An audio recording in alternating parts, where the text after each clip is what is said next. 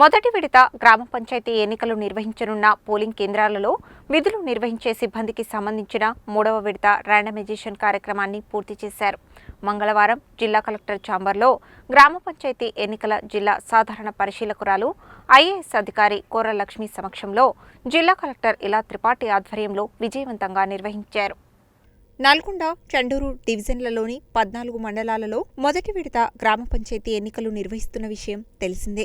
Chandur, Chityal, Gattuppal, Kanagal, Kattangur, Ketapalli, Marriguda, Munugode, Nakrekal, Nalgonda, Nampally, Narketpally, Shaligouraram, Tipparthi మండలాలలోని 2870 polling కేంద్రాలలో మొదటి విడత గ్రామ పంచాయతీ ఎన్నికలు జరగనున్నాయి.